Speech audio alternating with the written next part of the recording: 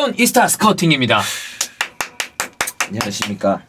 네. 네. 자, 이스타 스카우팅 꽤 높은 적중률로 자꾸 적중률을 얘기하지 마세요. 내가 무슨 양궁 선수도 아니고. 꽤 높은 타율로 사실 8할 정도 되거든요. 선수들의 어떤 우리가 조금 비교적 덜 본 선수들, 우리가 많이 보는 빅리그로 이적을 했을 때, 뭐 예를 들어 니콜라스 페페, 아니면 또 누가 있었죠? 누네스. 다윈 누네즈 있었고 그 이전에 은돈벨레, 네, 이런 선수들 이야기가 또 이 선수는 수비적인 마인드가 없는 선수다라거나 페페는 이 정도 가격의 선수가 아니다라거나 이런 것들이 좀 잘 적중이 됐죠. 네. 그래서 많은 팬들이 다시 하기를 바란다라고 얘기를 해주셨는데 안 맞은 게 이제 아스날의 파비오 비에이라. 파비오 비에라는 근데 그 가격이 얼마였죠? 그렇게 비싸진 않아요. 그래서 아마 내가 제가 곰곰이 생각을 해봤어요. 파비오 비에라에 대해서 내가 왜 이렇게 긍정적으로 얘기했을까? 근데 되게 긍정적이었다는 느낌은 없지만 내가 뭐 내 말 틀렸다 맞았다 이거는 중요치 않아요. 저는 그거에 대해서 부담을 느끼면 이제 스카우팅 리포트 못 하잖아요. 맞느냐 틀리냐보다는 결제를 했기 때문에 계속 해야 되지 않을까요? 아니 하는데 예. 이제 맞느냐 틀리냐는 게 아니고 이제 소개해드린다는 의미가 더 크게 좀 받아들였으면 좋겠다. 보시는 분들이 약간 그런 느낌이죠. 왜요? 아니 그거 있잖아. 내가 이걸 했어. 이 선수를 얘기했어. 근데 이제 많은 분들이 이 새끼 맞나 틀리나 이 새끼 한번 보자 이 새끼야 이렇게 생각한다고 내가 마인드를 가지면 부담이 되잖아요. 그거는 너부터 이 사실 이제 그거 보려고 하는 거. 네. 파비오 비에이라 그 선수는 제가 봤을 때 가격 대비 이 정도면은 뭐 괜찮지 않을까라고 생각을 했던 것 같아요. 네, 뭐 아무튼 그랬습니다. 자, 그래서 돌아온 이스타 스카우팅의 주인공은 방금 주원 형이 가격이 낮아서 그렇게 생각한 것 같다 그러길래 비싼 선수를 준비했습니다. 자, 맨체스터 유나이티드와 링크가 낮고 아마도 조만간에 오피셜이 뜰 것으로 보이는 아탈란타에서 뛰고 있는 덴마크 공격수 2003년생 라스무스 호일룬, 회일룬이라고 많이 불리는 지금 현지 발음은 호일룬이라고 하는 것 같아요. 그래서 호일룬 이 선수에 대한 스카우팅을 어제부터 주원 형이 거의 뭐 어제 저녁서부터 오늘 낮까지 쭉 시간도 많이 안 자고 잠도 많이 안 자고 영상 체크를 다 했어요. 그래서 결론부터 여쭤보겠습니다. 될까요? 안 될까요? 1200억 정도 옵션이 붙은 가격이 1200억 원 정도. 아니 근데 이게 우리가 1200억을 생각을 할 때 어느 정도 수준을 해야 되는 거예요? 1200억이면 예전이라는 기준이 바뀐 것 같긴 해요. 바뀌었잖아요. 그걸 우리가 그렇죠. 생각을 해야 돼요. 이 가격이 예전엔 헐인 가격이었지만 이랬는데 물론 지금도 비싼 가격이긴 하죠. 굉장히 비싼 금액입니다. 트랜스퍼마켓 기준으로 가격으로 올타임 레코드를 딱 해도 그 정도 가격대에 되는 선수들은 다 뭐 유명하기도 하고 굉장히 비싼 선수인데 이전만큼 임팩트 있다라는 느낌이 덜 들죠. 그렇지. 뭐 지금 옆에 있는 맨체스터 유나이티드로 이적을 한다면 동료가 될 수 있는 제이든 산초도 그 근방 언저리에서 금액이 책정이 됐고 뭐 폴 포그바 이런 선수들도 있었고요. 그러니까 맨체스터 유나이티드의 클럽 레코드로 따져도 상위권에 있는 다섯 손가락 안에 드는 이 정도. 네, 그렇군요. 네, 잘 써야 돼요. 그 얘기는 즉슨 쓰기 아주 쉬운 스타일은 아니다라고 볼 수 있는 건가요? 그런 거보다 이제 그 1000억의 가치를 어디다가 두느냐예요. 제가 봤을 때 공격 포인트에 둔다? 그러면 그 가치 못할 겁니다. 그러니까 골수에 두는 타입이 아니다. 네. 실제로 지난 시즌에도 리그 9골이었죠. 아니, 물론 나이가 어리기 때문에 03년생. 그게 터질 수가 있어요. 그럼요. 근데 공격 포인트에 둔다, 그러니까 골에 둔다면은 모르겠지만 우리가 소위 말하는 시점 내지는 이제 기여도, 공격에서의 기여도, 더 나아가서는 도움인데 내 도움은 아니야. 그래, 그런 거. 근데 얘가 잘했어, 거기서. 네. 뭔가 좀 잘했어. 그런 것들. 즉, 경기 영향력은 높일 수 있다. 높일 수 있다. 그런 걸 봤을 때, 말 그대로 이제 레시포드가 지난 시즌에 맨유에서 득점을 많이 했잖아요. 굉장히 많이 넣었죠. 근데 이 친구 때문에 레시포드뿐만 아니라 레시포드가 지난 시즌만큼 득점을 해주고, 뿐만 아니라 브루노 페르난데스의 골이 한 4-5골 늘어난다든가, 아니면 제이든 산초라든지 안토니의 골이 늘어난다든가, 이런 거면 이제 자기 골이라고 봐도 되는 거지. 그러니까 이 선수로 인해서 약간 나머지가 버프를 받는. 그렇지. 그런 스타일의 느낌이면은, 그런 느끼게 생각한다면은 1000억의 가치를 할 수 있지 않을까? 근데 그런 느낌이면은이라고 얘기하는 거 보니까 아직 나이가 어린 선수라 발전해야 되는 여지가 좀 그런 부분이 있나 봐요. 많이 있죠. 좀 많이 있습니다.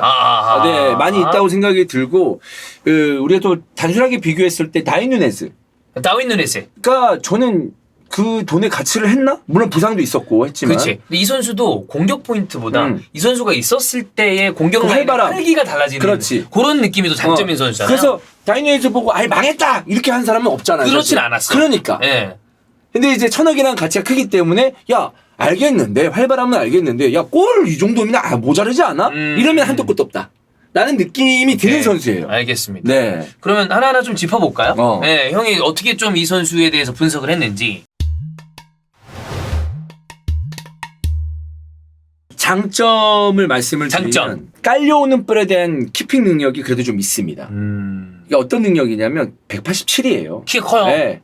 등치가 좀 있어요. 네. 있기 때문에 깔려오는 볼에서 등을 쥐고 볼을 버티는 거. 간수를 하는 거는 어느 정도는 적극성도 가지고 있고 어느 정도 한다. 나름 팔을 잘 써요. 아, 그거 볼 중요하잖아. 받기 전에 팔을 벌리면서 네. 이렇게 팔을 벌리면서 이런 버릇은 잘 돼 있습니다. 그렇기 때문에 볼을 가지고 있는 어떤 그 키핑 능력은 능력?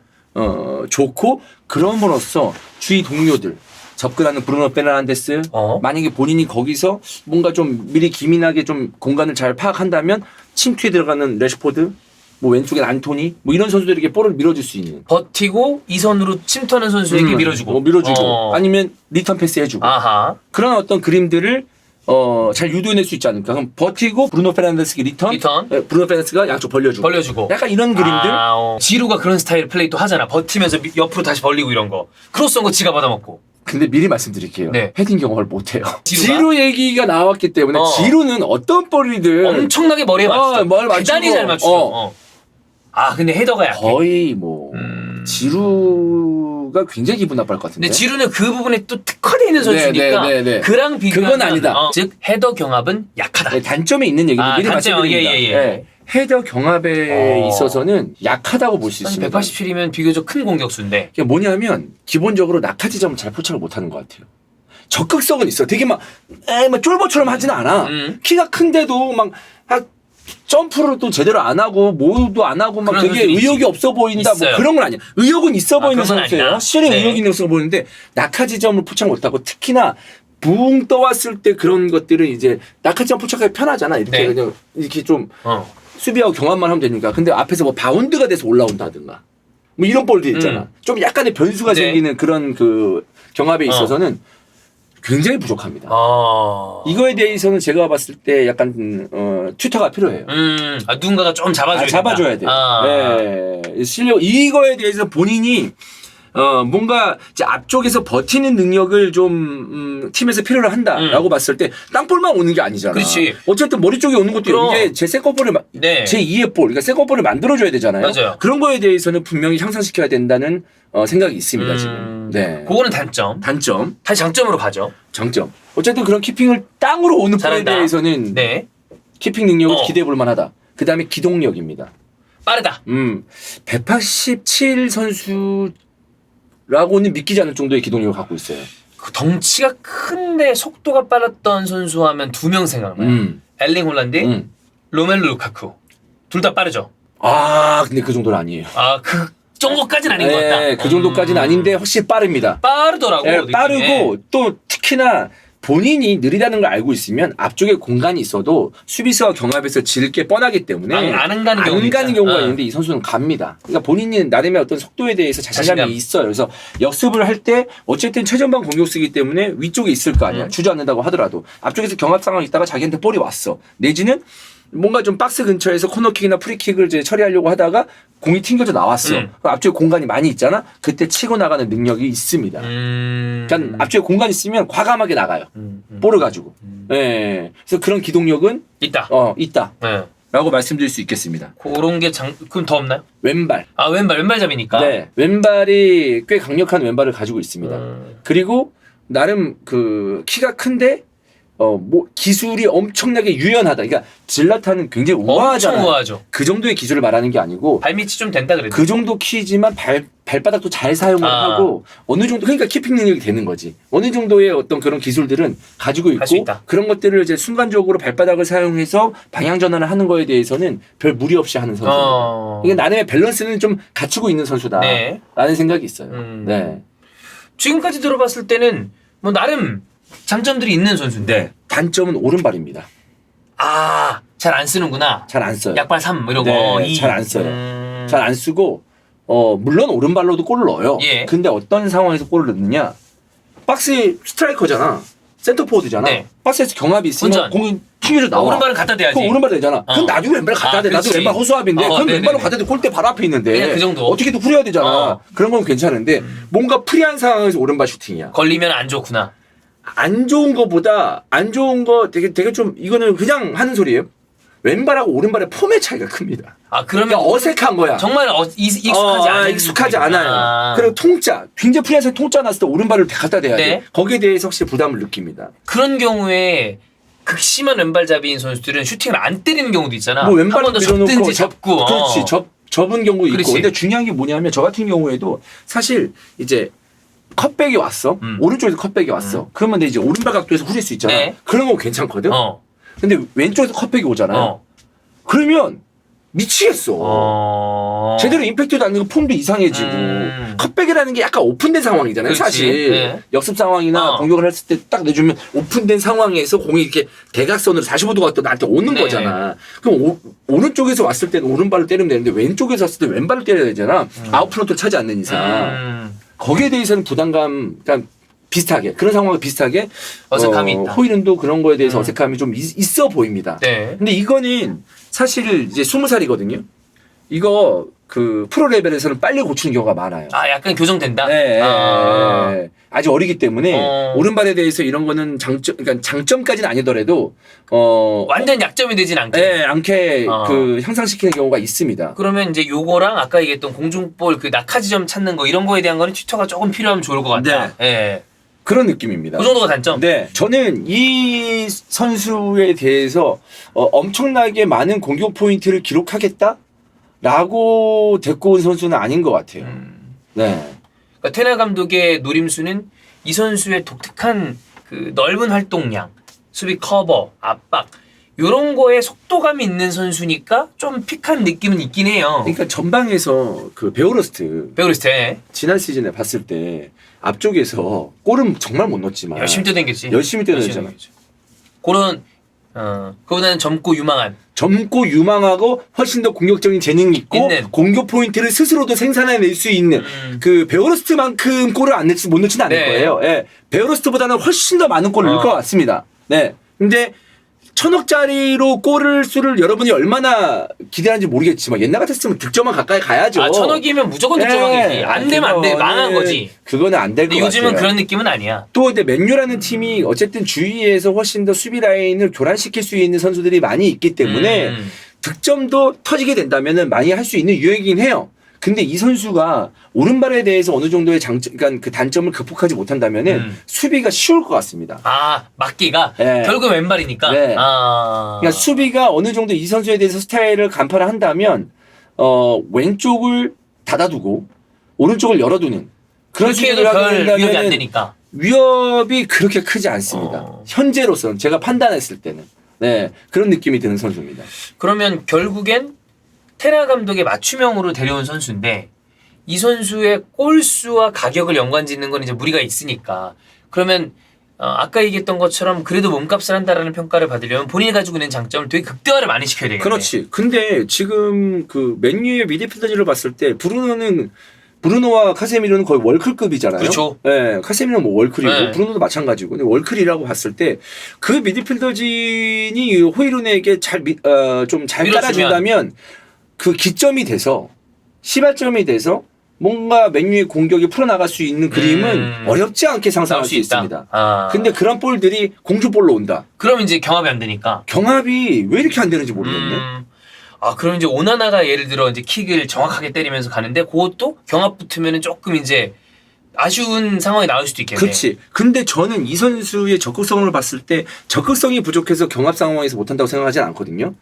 이 낙하지점 파악에 대한 어떤 그런 준비, 미리 준비하는 것들, 어떻게 경합 상황에서 공격볼을 했을 때 어떤 식으로 내가 몸을 쓰고, 그다음에 점프를 어떤 타이밍에 해야 되고 이런 것들을 잘 모르는 느낌인데 이것도 저는 보완이 어느 정도 되지 않을까. 거다. 왜냐하면 피지컬이 187인데 좋으니까. 공중볼 경합을 못한다는 게 사실 말이 안 되는 거거든요. 좋은 바디를 타고났잖아. 네.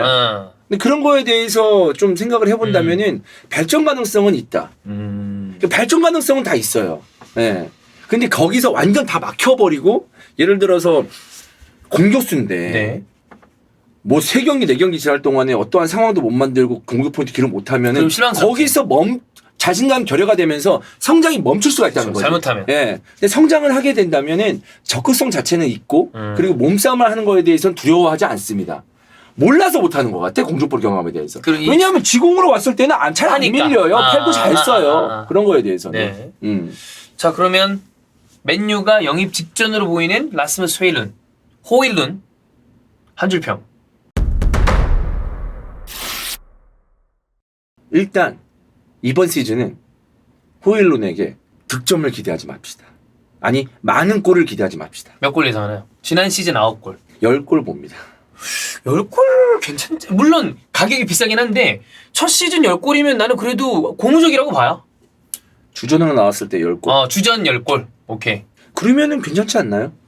근데 이제 주위에 있는 동료들이 이제 득점 막 살아나. 그러면 충분하지. 네. 네, 근데 그거 잘 안 되는데 골도 10골이면 아쉽죠. 저는 근데 그거예요.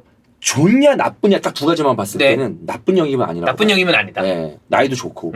어리지. 가능성도 있고. 예. 네. 나쁜 영입 아니다. 왜냐면 맨유에게는 이게 버텨주면서 득점까지 한다? 그러면 2,000원 넘어가요. 그래. 네. 요즘에. 해리케인. 그래. 네. 버텨주면서 득점하고 왼발 오른발 다 때린다? 그럼 무조건 2,000원, 2,500억이에요. 맞잖아요, 사실. 네. 그렇기 때문에 되게 나쁜 영입이라고 보지는 않습니다. 괜찮을 수 있을 것이다. 네, 괜찮은 영입이라고 봐요. 알겠습니다. 네. 그러니까 1,000억의 기준이 너무 세서 그런데 그래. 야 이게 1,000억짜리야? 아니야. 프리미어리그에서는 그 정도 공격수 살 때 1,000억은 진짜 쉽게 쓰기 때문에 그래. 한 느낌이 한 5, 600억짜리 사는 것 같아. 예전. 그럼 예전 물가로 봤을 때 5, 600억을 봤을 때는 저는 적당한 금액이라고 봅니다. 괜찮다. 알겠습니다. 네, 괜찮아요. 자, 라스무스 호일룬 과연 어떤 활약을 펼칠지 돌아온 이스타 스카우팅 첫 번째 선수는 호일룬이었습니다. 혹시 두 번째 선수 준비된 선수 있나요? 누구로 가면 좋겠다. 요즘에 이제 얘기 나오는 선수들이 몇 있거든. 맨유, 암라바트, 리버풀은 라비아, 그다음에 첼시는 오고 축구입니다, 여러분. 오고 아니에요. 근데 걔 임대 간대. 임대 가면은 뭐 그러니까. 아르다 귤러 이런 선수 있는데 걔 이제 또 바늘판부상이라고 그래서 당분간은 못 나올 것 같고.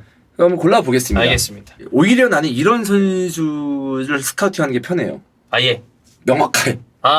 단점이. 특장점과 딱 보이니까. 네. 그럼 이거 키우면 20살이면 굉장히 어린 나이입니다. 아주 어리죠. 한두 시즌 잘 가르치면 대단히 좋은 선수로 될 수가 있어요. 그러니까 내가 볼 때 1,000억 이상짜리를 만들 수 있고 설사 지금 사실 냉정하게 봤을 때 500억짜리인데 이거 500억 채울 수 있어. 포텐을 봤다. 테나는. 1,000억짜리 만들 수 있다는 거죠. 알겠습니다. 네. 만족스러웠나요? 네. 긴장됩니다. 여러분의 반응이 긴장됩니다. 이스타 스카우팅의 묘미는 시즌이 시작되고 나서죠. 예를 들어 1라운드 때 침묵한다 그러면 야 네가 이주원이야? 골은 기대하지 마십시오. 기어도